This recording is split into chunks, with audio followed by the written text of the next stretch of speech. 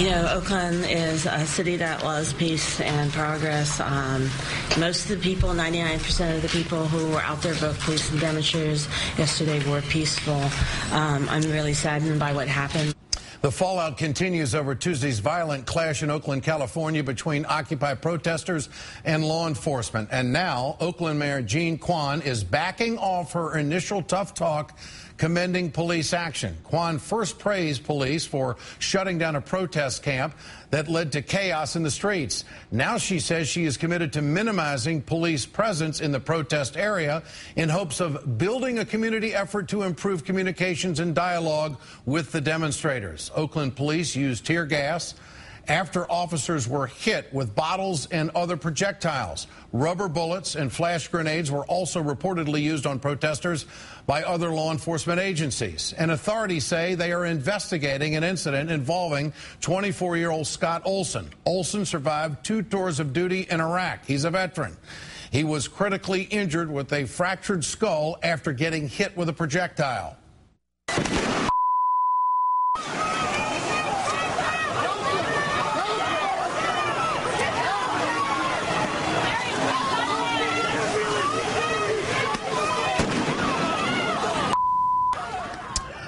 Olson remains in an Oakland hospital, but his condition has been upgraded to fair. Vigils across America honoring Olson are planned for tonight. Joining me now is Joshua Shepard. Josh is a friend of Scott Olson and was at the Occupy Oakland protest with Scott. He is also a veteran of the United States Navy. Great to have you with us tonight. I appreciate your time, Josh.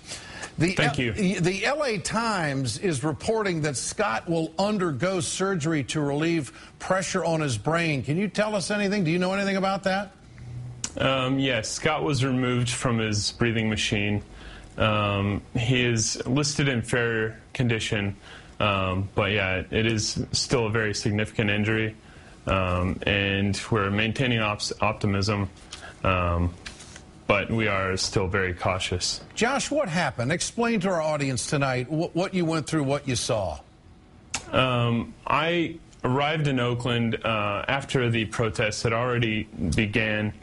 You know, it seemed largely peaceful before the police initiated their barrage of action against the entire crowd.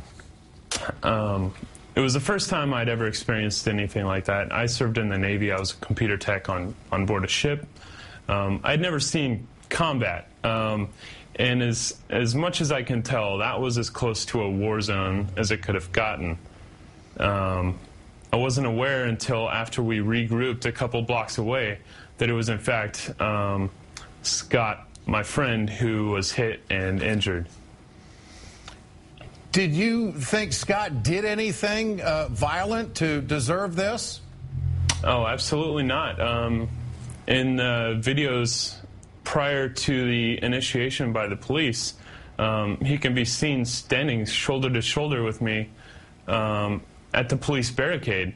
Very peacefully, I was waving my Veterans for Peace flag, and we were peacefully assembling and demonstrating our First Amendment right. Police say that they were getting hit. Do you believe the police were using tear gas and projectiles? You know, I did see throughout the evening there were instances where people threw things at the police. I also got the sense that the police were waiting for anything like that to unleash on the entire crowd. This is a situation where, you know, these guys are sworn to protect and serve the populace of the city of Oakland. They have to practice immense restraint in, you know, protecting these people. They're supposed to protect us, number one. And they were not in imminent danger, but they certainly put everybody in the crowd in imminent danger. Are you saying that, Josh, that you think the police overreacted? Certainly. And their mere presence elevated the tension. And judging by the reports of what it may have cost the city of Oakland to put on such a show of force, it's extremely just confusing to me at such a time in our economy and our nation.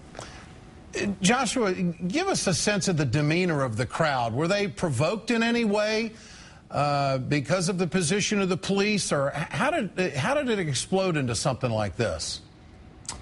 Well, I had been down to Occupy Oakland prior to the raid early on Tuesday morning. And I had seen a high level of organization. If you look at the before and after photos of their camp, it was a great sight. You know, it was an active demonstration of participatory democracy in redressing grievances against the government. Followed up by the just devastating raid by the police early Tuesday morning. It was a raid? Absolutely, yes. It was a coordinated tactical raid on the camp at Frank-Ogawa Plaza.